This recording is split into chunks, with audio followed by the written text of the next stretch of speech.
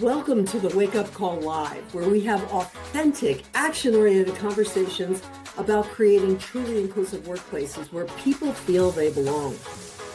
Hi, I'm Lori Battaglia. I'm the CEO of Aligned at Work, and each month I sit down with change makers that are navigating the difficult waters of life and work. We dive deep into what's working, what isn't, and what's next in leadership and life. It's about real people and real impact. I invite you to be part of the conversation. You can put a question or a comment in the box and we'll be happy to address it on the show. Your voice matters. I can't wait for you to meet today's guest. And today's guest I am really excited about is Nancy Levine Stearns. I'm going to introduce her in a second. I'm Lori Battaglia, the CEO of Aligned at Work in Scottsdale, Arizona. And I have LinkedIn to thank for bringing Nancy into my world and forming a relationship by way of social media and then virtually. So let me tell you a little bit about her. Nancy came into my world when suddenly I noticed her in my feed because the algorithm knows everything. And she was talking about a couple of things. She shows diversity, equity, inclusion, belonging types of jobs still, yes. And her data that she was collecting showed that DEI was not dead at a time when people were bemoaning its death and saying that, we were never going to get back to this and all that. And so I've used her data quite a bit. She also keeps an eye on, annual meetings for companies. And so I wrote to her at one point in a LinkedIn message, said, hey, this is me. Gave a little bit of my background, found out that she had fully intended to retire and then didn't and did something totally different. And I like to think we became fast friends because we're really of like mind. So Nancy, why don't you take it from here and tell us a little bit about yourself, and then we'll kind of get the interview part started. Thank you, Lori. I appreciate the introduction. So I had planned to retire. My background is in executive search, in recruiting and executive search. I started out in large corporations, first at American Express Company in New York City, and then I kind of wound up in financial services as a niche. I was in recruiting for Bankers Trust Company in New York, which was acquired by Deutsche Bank, and then I worked for the Bank of California. I moved to San Francisco and worked for the Bank of California, which was owned at the time by Mitsubishi Bank of Japan. The whole while building my career in recruiting, I started working more with tech companies because I was in the Bay Area. And then I do have a writing background as well. So as a result of being around C-suites and boards and recruiting at that level, I was paying more attention to corporate responsibility because that is generally part of the corporate governance suite of activities and responsibilities. When I was writing about corporate accountability, the kinds of things that I was looking at were reputational and how do we manage to ethics. So I wrote about corporate responsibility for about the last 10 years, and then I had planned to retire. So as my swan song, right at the beginning of the year, I think it was January 2nd, right at the start of the year, I caught wind of the Costco story. And some of your audience may be aware that Costco, while a number of headlines, there was a proliferation of headlines saying DEI is dead, diversity, equity, and inclusion, that's what DEI is dead, dying. The New York Times said on the ropes. That was the messaging. And so, like so many people, I thought, well, that must be true. DEI is dying, on the ropes, and dead. And so when I entered the Costco story, I was like, oh, DEI is dead and dying, except for Costco. Yeah. Costco had an annual shareholders meeting coming up. At that time, it was scheduled for January 23rd. And the story was Costco board is unanimously recommending that their shareholders vote to reject an anti-DEI proposal, which sounds like a double negative. Right. It is, but it is the most accurate because the proposal, I think, was something to the effect of cease your DEI programs.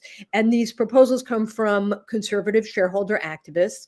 And Costco wrote in their proxy statement, it's DEI is essential to our business, in effect, and the board urged their shareholders to vote to reject the proposal. But in the course of doing the research for that story, what I found was that Costco was not the only one. And I did a follow-up story. I was writing for a site called the Queen Zone. It's a small platform, but they elevate women's voices. Nice. And so I did a follow-up story with, I don't know, maybe about 10 companies saying, well, it's not just Costco, it's also these 10 companies. And what happened was, it turns out that it wasn't 10 companies at all, but right now the list is more like 400 companies, in the neighborhood of 400 companies. And when I say DEI, I think it's important to note, and probably your audience may be aware, there's quite a lot of renaming going on. So sometimes we see diversity and inclusion. Inclusion is the word that's often used, belonging, and culture, and impact is another one I see. Yep. Right. Just to skip ahead for 1 second, because there had been, I think, considerable question about, well, is it really DEI if it's, renamed? Like, what does this really mean? So I think it's important to have a sort of a benchmark in the future. Just in July, the United States Senate Judiciary Committee held an anti-DEI hearing. And they were explicit, saying that whatever you're calling DEI, and they named those things, they said culture, belonging, engagement, impact, whatever you're calling it, it's still wrong and bad. The Republicans have to say, we're not political, we're business oriented, but it was coming from right now. Senators, that's just who it was. And the chief witness who gave testimony at that hearing was, her name is Harmeet Dillon. She is the Assistant Attorney General for Civil Rights in the DOJ. And the quote that came out of that meeting was, either DEI will end on its own or we will kill it. So that is what companies are up against. And what's striking to me, so how this project came about is, well, I think I started getting feedback after I did the Costco story. I started getting feedback on social media saying, well, what other companies? There's a lot of consumer sentiment, and it's a very small sample. It's a small but powerful sample group of the Costco versus Target scenarios. The consumer sentiment towards both. Costco has excelled, really. Costco doubled. I don't love the word double down, but they did. That's what happened. The shareholder. By the way, the shareholder meeting happened on the voting happened on January 23rd. I think it was 98% of voting shares voted to reject the anti-DEI proposal, and I'll get to in a minute how that became a pattern. So we see the consumer sentiment, at least in that sample group of the support for diversity, equity, and inclusion, and studies do support that. There was a study, I think it was from the NYU Meltzer Center for Diversity. I hope I name it right. Diversity, Inclusion, and Belonging. I think it is, in conjunction with the Catalyst Group. The study was about the risk of companies retreating from DEI, and that incur risk of reputation harm, talent, that's recruiting, financial and legal risk. I shouldn't say harm, risk. That's the risks of retreating. And I believe it was in that study that, and forgive me if I'm citing the wrong study, but it was 70% of consumers favor diversity, equity, and inclusion. And we see that even more in the younger up and coming groups, the Gen Z and Alpha. Alpha is the even younger, the next generation coming in. So we are seeing that trend. I want to also just highlight, there was a study in terms of overall business impact and why the Costcos of the world, and I'll get to that in a minute, that it's not just Costco, but why the board recommends that shareholders vote as they did. There was just a study that came out just this week from the Human Rights Campaign, which is probably the preeminent LGBTQ plus workplace advocacy group in the country. And the study was longitudinal. It was over 15 years. And the results were remarkable, how companies that support their corporate equality index have starkly improved results in profit, revenues, and also stock stability over that time. So the data, so the data Data continues. was there. It's not the first study. The data continues to support, to make the business case. And so the one thing I want to say from my corporate background, I guess maybe two things I want to say from my corporate background. One is, in terms of recruiting, we're always trying to recruit for talent and for the best talent.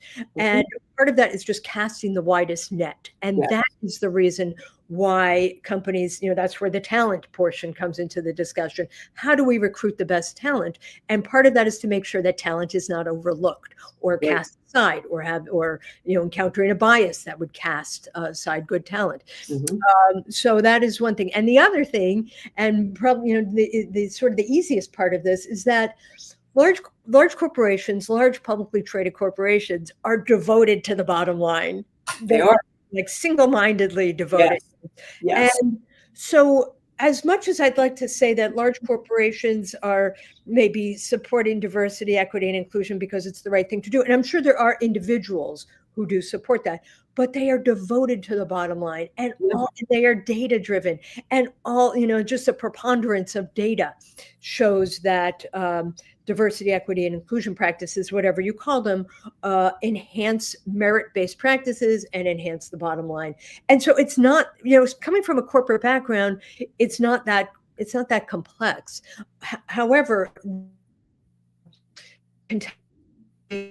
from the government, the factions of opposition toward DEI, but also their profit. I have been tracking these conservative shareholder activist groups. They're nonprofit groups. They are well funded. And so what we did was we attended pretty close to every shareholder meeting. So it's an annual shareholder meeting where shareholders were voting on anti-DEI proposals. And all those proposals could look a little bit different. It ranges from cease your DEI programs, just a blanket, to give us a report on your employee resource groups. And so they varied, but at their heart, they were, I sort of categorized them or clustered them all as anti-DEI proposals. And the results were really quite stark. All 30 companies, and we do keep a list. We have a scorecard of these. So all 30 companies, and this is where the $13 trillion, by the way, comes with. It's market cap. These are the 30 of the largest corporations in the world. So, and the unanimous part is that their boards of these 30 companies, their boards unanimously recommended that their shareholders vote to reject these proposals. And they all did. So it's 30-0, and all by, I think the median was 99 to 1%. It's rounded to whole numbers. And so typically it was 98, 99, and in some cases 100, rounded to 100%. So, what was not unusual, it is common for shareholders to reject outside proposals. That is the norm. What is noticeable, according, I'm not a corporate governance expert and I'm not an attorney, but I've spoken to them. And what is most noticeable was not the rejection, but it was the tally. It was the preponderance. It was the overwhelming vote that kind of sent a signal. And it was, and that was so really, the overwhelmingness was unanimous. And that's a lot of market cap. And then if we add in, and these are just the companies that actually faced these anti-DEI proposals. So that's a group of 30. And then there's this other group of maybe, in the neighborhood of 400 companies that maintain their commitments, whatever they call it. And the reason is, and I point to the HRC study, the Human Rights Campaign. It just came out this week.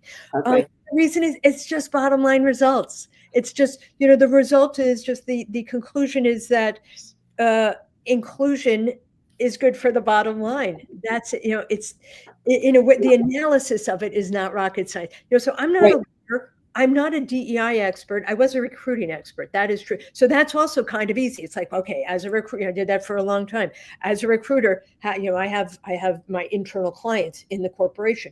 How do I find the best talent? And of course, that's it. It's also quite single-minded, and single-minded within a leadership structure, within a corporate structure. There's a great quote from his name is Alexis Ohanian, and I'm sorry I don't have the exact quote in front of me, but he was the co-founder of Reddit, which is now a multi-billion-dollar company. And he said the biggest sham out there is suggesting that, and this part is paraphrasing, but suggesting that merit and DEI are somehow opposed. And he said, those of us who have been out here building multi-billion-dollar companies have never stopped hiring for greatness. And that always included diversity, equity, and inclusion, because that's how you hire for greatness. So, I think none of this is quite rocket science. However, the forces that are opposing this are relentless. They have a lot of power and money. There's just this very day, I saw that there is a nonprofit group that was co-founded by Stephen Miller, who is currently a senior White House advisor. And he co-founded a legal group called America First Legal, and they bring legal actions against corporations. That's largely what they do. And so just today, I saw it today, it was in the last day or so, they filed a lawsuit against Shell, which is the world's largest oil and gas companies. And the allegation, the suit is on behalf of two former white employees. They make that very clear, saying that there was a reorganization, saying that they were terminated for being white, and that stemming from their DEI programs. I'm not buying it. Not either. I'm not an opinion writer, but I do have an opinion. The notion, that is largely, and the same for the same kind of theme runs through the shareholder proposals. They're suggesting that diversity and inclusion programs create this risk of discrimination, and that is just, it's a fallacious, from a recruiting standpoint and from a business standpoint, it's just kind of it's a flimsy argument. It is, but they're not dropping it, because even after this whole proxy season, so we're the 30 companies, there was a certain unanimity.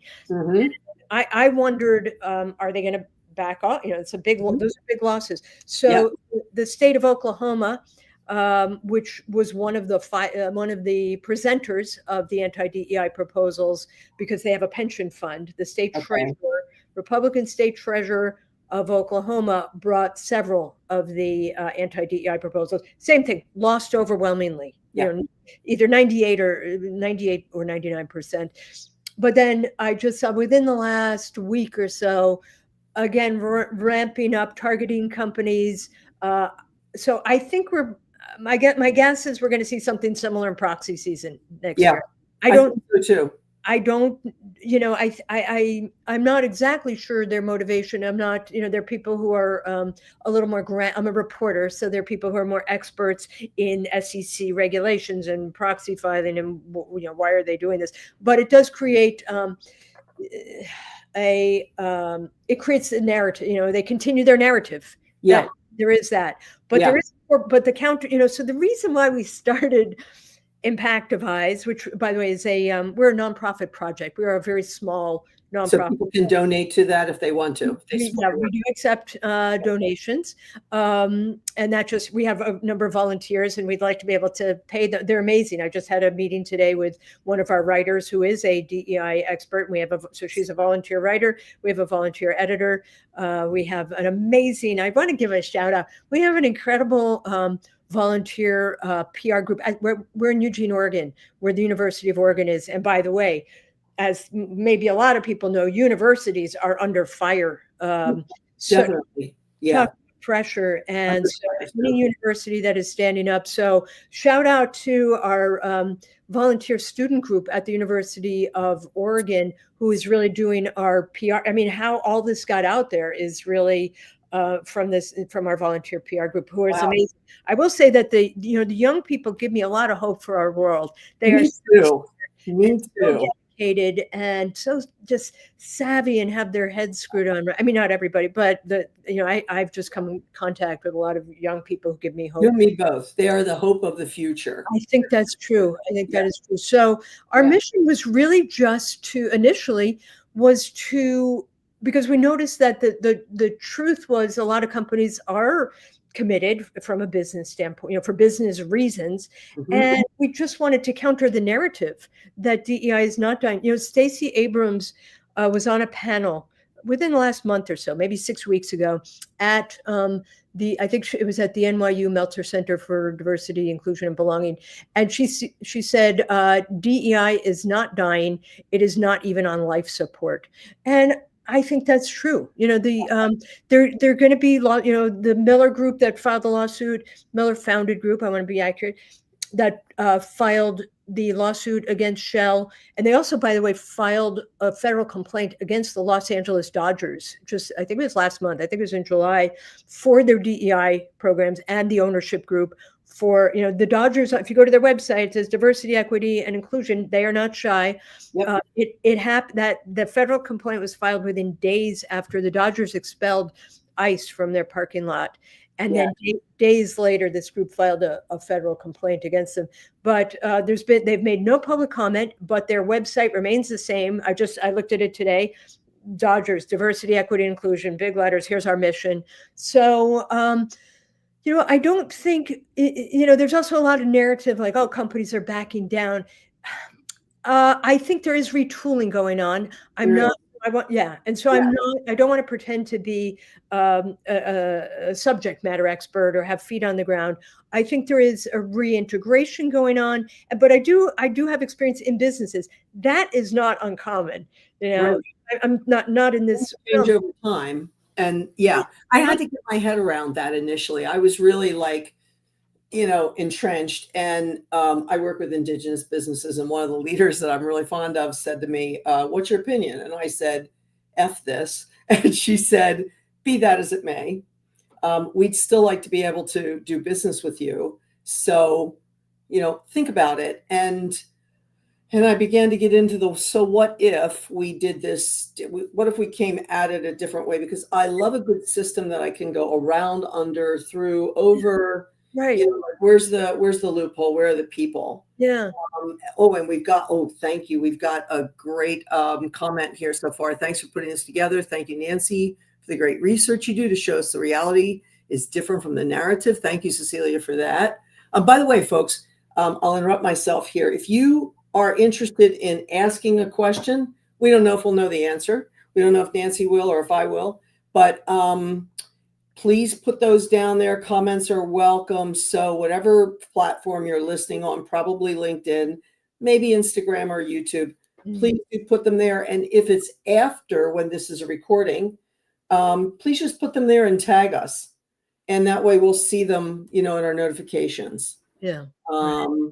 But where were we? So tell me about Impactivize. If I go to the site, I'm going to see your studies and the data and all the things if somebody's looking to make a point with somebody. Right. And we also try to keep up, one of the things we do, so we do original reporting. That's where the shareholder, the results of shareholder voting came in. That was original reporting. And then that propagated, which we were very happy about, because that does change the message. And we believe there is strength in numbers. We have an advisory board.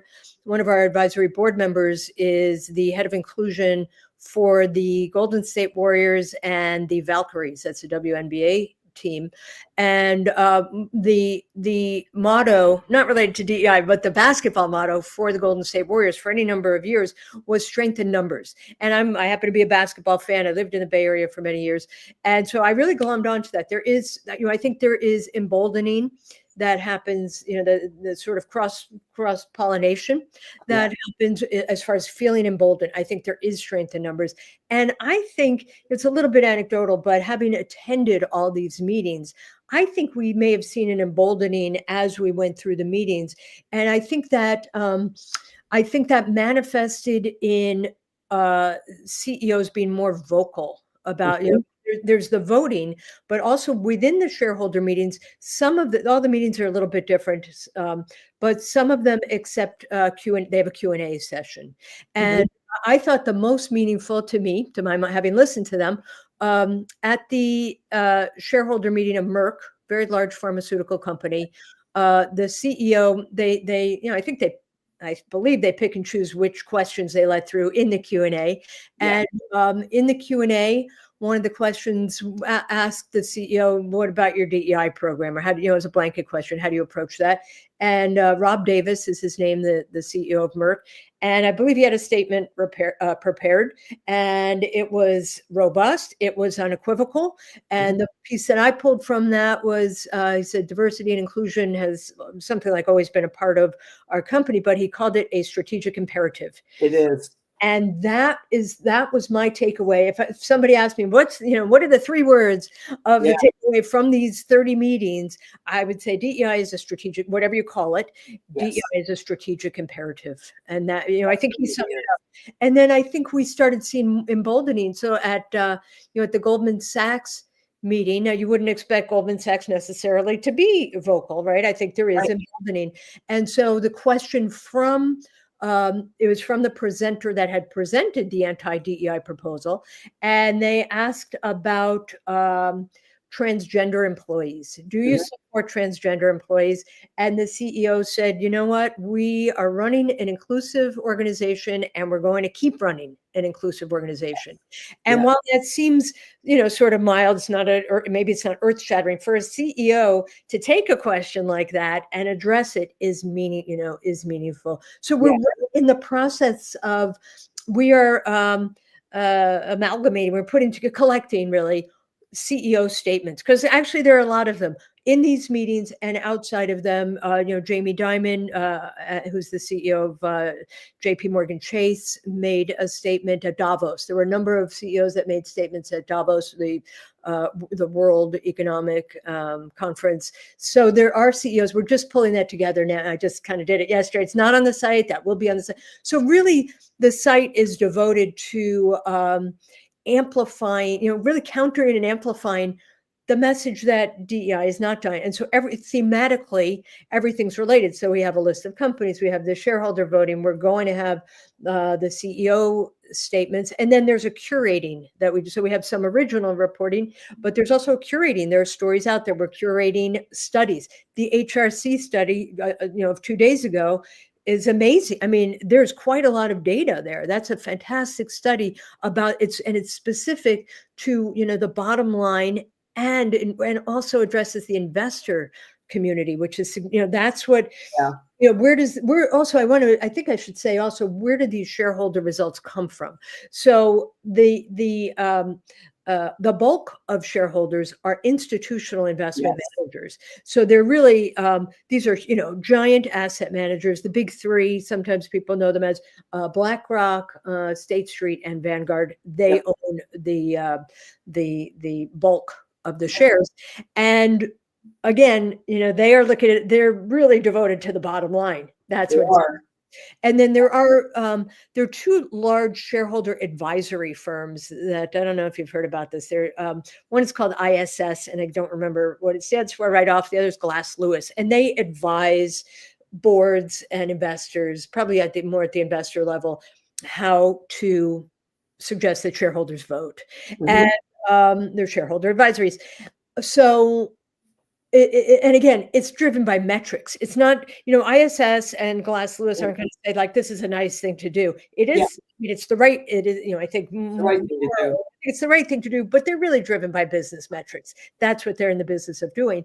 And sure enough, so after this proxy season, they've been sued by, I think it's the Missouri State Attorney General, sued both the advisory firms, which is really quite a shooting the messenger, as though these giant asset managers are, just beholden to the advisory firm, that the advisory firms came up with this and the giant asset managers don't look at any data. That seems naive at best. So, but, it's like they're just sort of firing a rifle shot and seeing what, maybe what lands, it seems to me.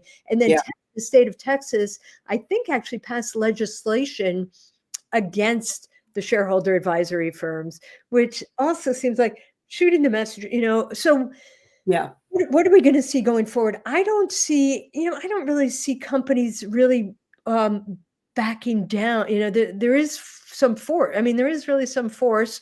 Now, the government does have some leverage, certainly, again, they've leverage against really companies that receive federal funding, Yeah. but a lot of companies do not receive federal funding. So they Correct. leverage. So the obvious example that comes to mind is Lockheed Martin, I think, was facing originally when proxy season started, Lockheed Martin was facing an anti-DEI proposal, and Lockheed Martin is a giant weapons contractor. And I think they just abandoned ship, which I think they probably are just in a position of having to do that. And then the other area that we're keeping our eye on is some communications companies are under the jurisdiction of FCC regulations, Federal Communications Commission. Yes. Yeah. So the news stories that came out of that were about the FCC blocking large acquisition deals unless companies caved on DEI. And the two big stories were T-Mobile and Verizon. I think we're trying to do that's part of their business. That's a big part of their business, is doing large acquisitions. The FCC said, unless you, and I'm paraphrasing, unless you roll back or eliminate, it's more like eliminate your DEI programs, you can't do your deal. And they eliminated, and then their deals went through. So there is, I mean, that's, CBS was another example of that, with CBS with Colbert, and then the deal went through, so So the FCC does have some jurisdiction, and they're pretty virulent, and that Brendan Carr is the FCC chief, and his language is inflammatory. He calls it in his letters. Here's an interesting point. So immediately after Disney shareholders were voting, were facing an anti-DEI proposal, I think specifically targeting the LGBTQ plus community. And the Disney board suggested that shareholders vote to reject it. They did. I think it was 99 to 1%, either 98 or 91. Yeah. Within days, I think it was less than a week, that the FCC chief wrote a letter to Disney saying you have to scrap your DEI policy. He opened an investigation. That's what it was. He said he is instructing the enforcement section of the FCC to open an investigation against Disney. I'm not sure where that stands. Disney, I'm not aware of Disney backing down. So, Disney didn't say we're backing down. Right. So, but the FCC does have some weight, but there are a lot of companies that are not under the direct jurisdiction of the government. The government, that's not going to keep the government from trying. I suspect what we're going to see is the EEOC opening investigations. I don't know where that will go. Maybe levying fines. I'm not an attorney, so I'm not sure what's going to happen with that. I mean, we can't know. And then these nonprofit shareholder groups are going to I think they're going to keep filing anti-DEI proposals. And then legal groups like the Stephen Miller Founded Group is going to keep filing lawsuits. So, they're coming out with guns firing. But I don't see companies necessarily. DEI is not illegal. It's not inherently illegal, and there are lawyers who could speak to this much more clearly than I can. But one of our board members is John Hyman. He's an attorney. He's an employment attorney, and the broad message is just that diversity, equity, and inclusion practices done correctly and within compliance are not illegal. And also, every company knows that. It's in their proxy statement. They're like, here's why. Their lawyers are writing the proxy statements, and they're saying, here's why it's legal, and then here's why it's a business necessity. So I think this is probably going to roll through the courts. But what the piece. So that's the corporate piece. But then there's the consumers. I think are driving this. You can see that. Yes. Yeah, certainly consumer-facing companies. That'd be large retail and consumer products. Are all lined up the same way because they are facing consumer. I think they are reading the consumer tea leaves, and consumers have power. So in February, the NAACP issued the Black Consumer Advisory, which was very heartening to me.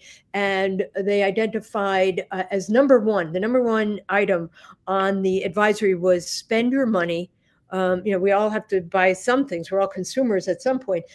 Spend your money. And this is where our list kind of came from as well. Spend your money at companies that are aligned with our values. So we kept rolling up our list, and we really appreciated the Black Consumer Advisory. And I think in the advisory they identified that the Black consumer spend is $1.7 trillion a year, if I'm remembering that right, and it's going up. I think in 2026 they're revising the number. I think it's around in the neighborhood of $2 trillion, and I believe that doesn't include allies. So when we look at the total consumer spend, that's that was the Black Consumer Advisory, and then there was forgive me, I'm not going to be able to cite it, but there was the Latino and Hispanic spend was estimated at, I think it was 6 trillion, and then there was the LGBTQ plus spend. Anyhow, it all rolled up to over $10 trillion of consumer spend, and that is, so companies are responsive to that, and I think, again, small sample group, but they have to be watching the Target. I was going to say, Target has really taken a hit. Huge hit. They're just not. They're having some people may know they replaced their CEO, and they say, well, they were going to do that anyhow. So they are really trying to, and they had made such a strong commitment. I think that's what hurt. They had made a very vocal commitment to diversity, equity, and inclusion, both from a consumer standpoint, a supplier standpoint, and then so I think there was a feeling of betrayal around them rolling that back. And I think so too. I think other companies are watching, and I think there is a strength in numbers. So I think a lot of the push is coming from the consumer segment, and I think we'll still see that. Yeah.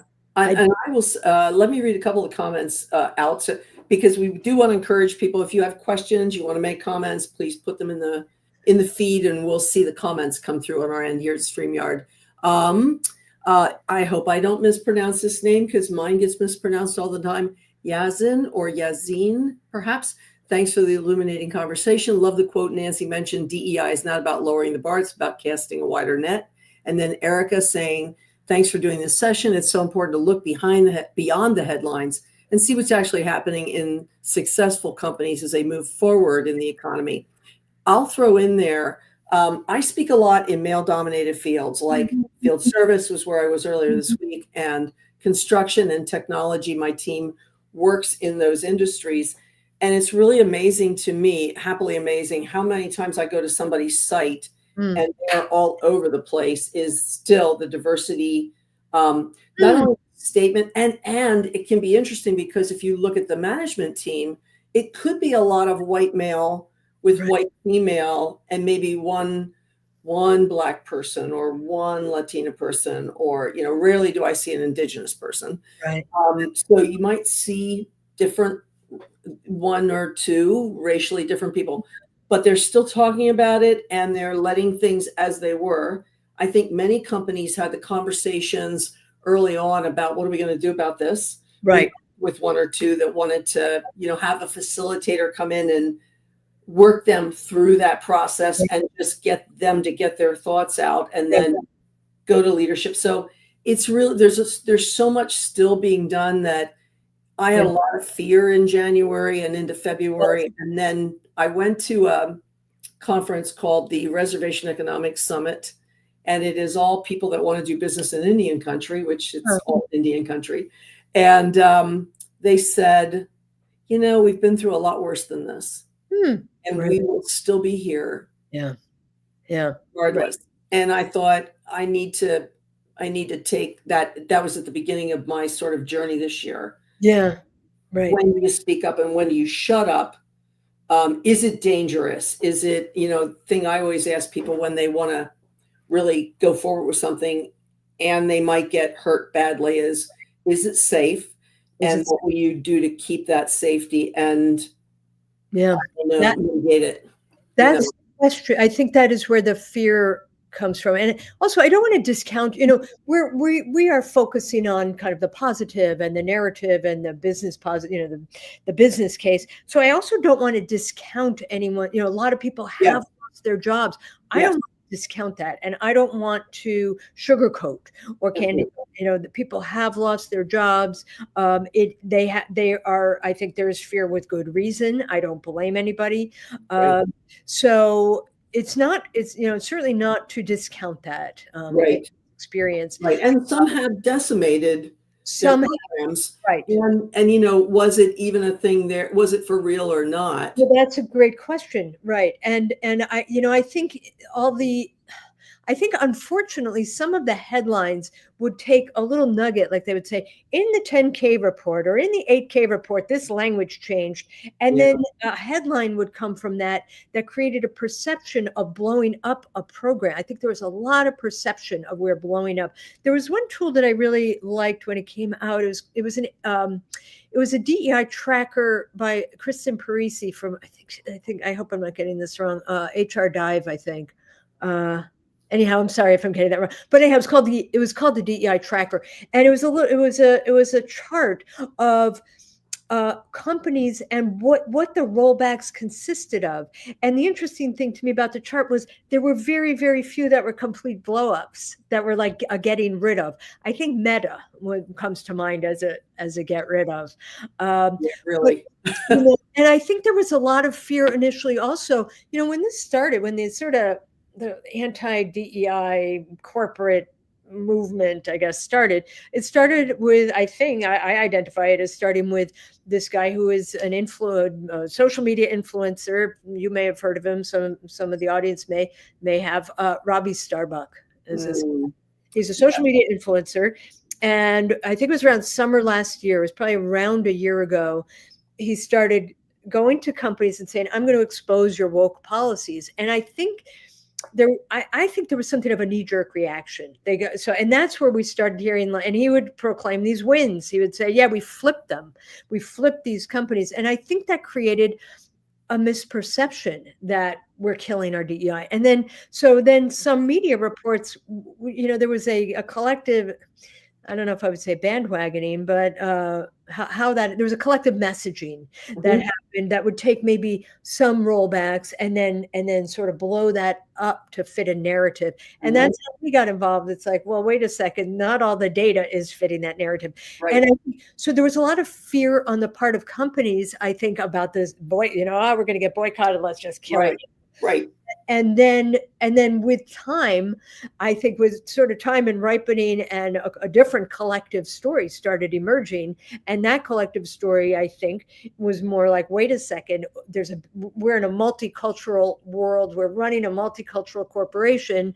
We're not blowing this up. We might do reconfiguring. And by the way, in all my years in corporations, in and around corporations, reconfiguring things separate from DEI, reconfiguring. I went to business school a million years ago, and one of the first, something that stayed with me is, big company, their longevity has to do with adapting.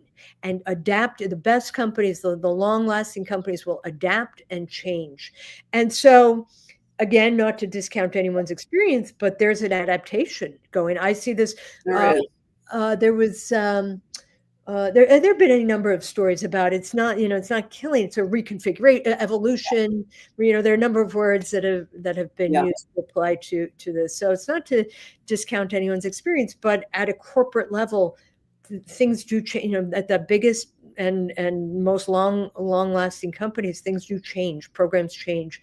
So that is not unusual. And I think over time, I think there's a shift of the perception, like, wait a second, we're not killing this. It's a business imperative. Now, we don't know really in terms of the political pressure. We just don't know what's going to, and the legal and political pressure, we just don't know. I think that is hard to predict. But businesses have a lot of their own power. They have power and money to say, this is a business imperative. Yes. We're not, we didn't do it down. We're not going to lose it. Yeah. Because it is a business imperative. So I think we're sort of mid-arc. I don't know if we know how it's all going to play out. But I think consumers have a certain power to where they spend their money, and people have a certain power to use their voice.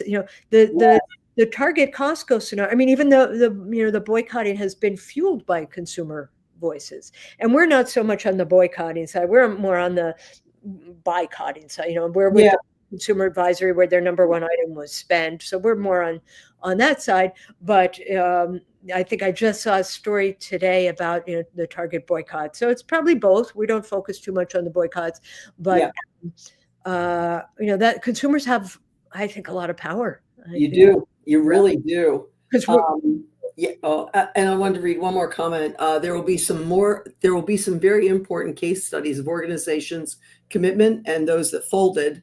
Interesting enough, I'm going to say this wrong, LATAM, DEI is booming. So I had to Google that, which appears to be, and please, Angeles, please correct me if I'm wrong. Is that an airline in Peru that I'm seeing? That's what I'm seeing on the Google, because I was like, what is that? Let's take a look at it.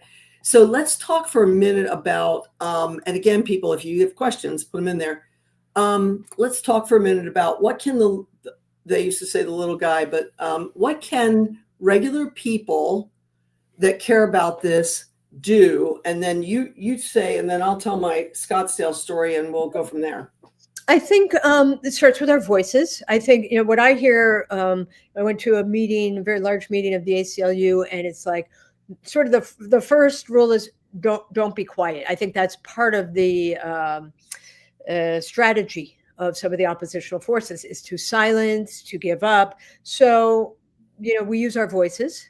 So one, don't be shy about using our voices. And I think that has fueled the Costco Target situation. Voices matter. And spending dollars matter. That's where we are aligned with the Black Consumer Advisory.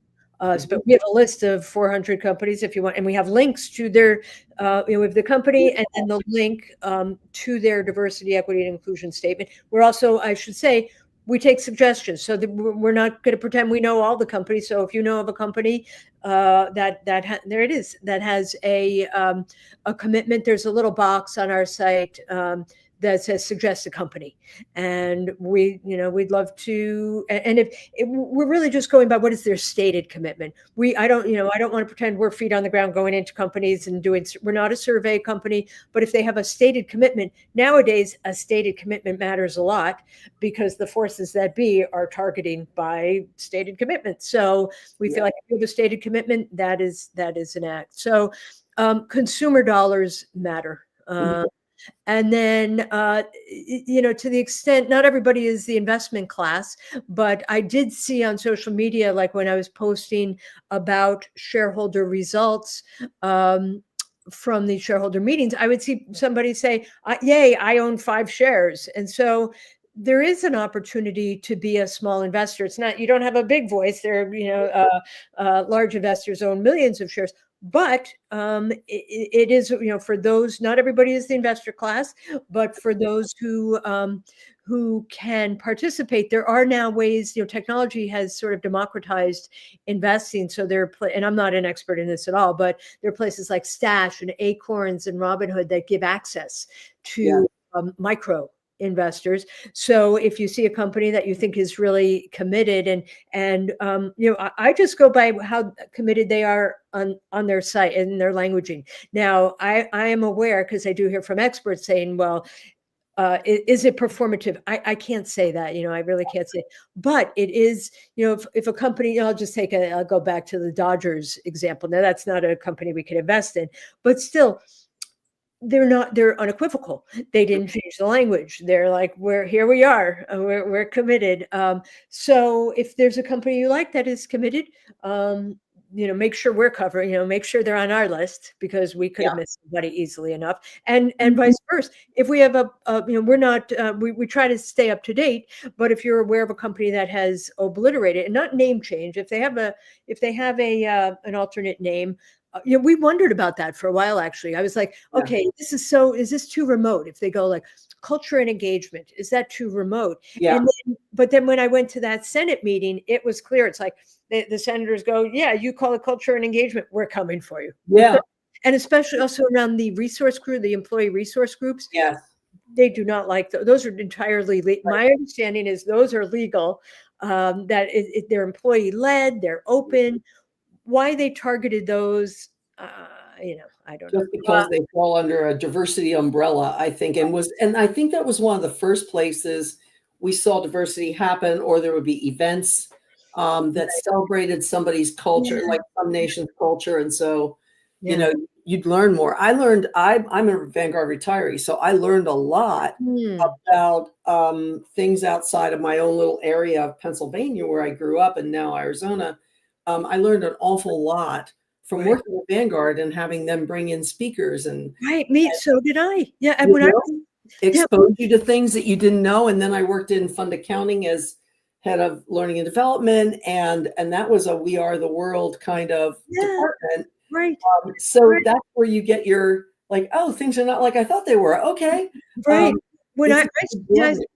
sorry to interrupt. I started out at American Express at the time had an international bank, and I was young, and I took for granted that, of course, we're in a multicultural workplace. Like there wasn't really question about that, and maybe that was me being naive. But anyhow, it's like then it gets a little bit baked into you. Like, Yeah. of course, we're multicultural. And I Right. think American Express, they didn't face a proposal, but I'll go out on a limb because I think the CEO might have at some point. I'm not sure if it was at Davos or otherwise, but because I do remember feeling like a little pang of pride. I think I saw their statement at some point. I can't vouch for them right at this moment, but I think I remember seeing, wherever we start out, we have a little bit of sometimes a little, Yes. because I thought they ran a great organization there. Yeah. And one Same. other slight disclaimer is we are not commenting on other corporate practices. So, for instance, Nestle has a fantastic commitment to diversity, equity, and inclusion. People have pointed out to me Nestle may have some other practices, whether it's related to climate or the workforce, that are not so savory. We have a really narrow lens. Yeah. And the reason for that is because our government and these conservative forces also have a really Yeah, narrow that narrow lens. lens. Yes. And so it's not to say that this is, a great company doing wonderful things across the board. There are other groups that focus on there's a lot of climate activism. There's a lot of workplace activism for other employee issues. So I don't want to pretend like that this is a glowing, because Nobody's perfect. That's for sure. You can always find that yeah, because we're dealing with humans too. right. You'll always find some effed up part of Yeah. something. Right. But So I get a lot of pushback. I get a lot of pushback in that way. And my answer is simply, we're just countering. It's look, on our president's first day in office, this is what he went after in an executive order. So yeah. we're just countering that force. Well, I could talk about this all day, but I'll tell one short story because if people follow me on LinkedIn, they may have seen a 3 or 4 part series on should I speak up at the council meeting. So I live in Scottsdale, Arizona, where the perception of Scottsdale is that it's snooty and rich and white. Yes and no. Now, you can look at the demographics and you can see that it is predominantly white. That's not why I moved here. I moved here for a short commute to Vanguard. So, and now here I am, and I don't think I could afford to live here now. But anyway, at the time, at the bottom of the recession, yes. So it was the first time I ever spoke up at a council meeting or really paid attention. It was because a friend from the YWCA had texted me and said, they're going to vote on this tomorrow night or tonight, something.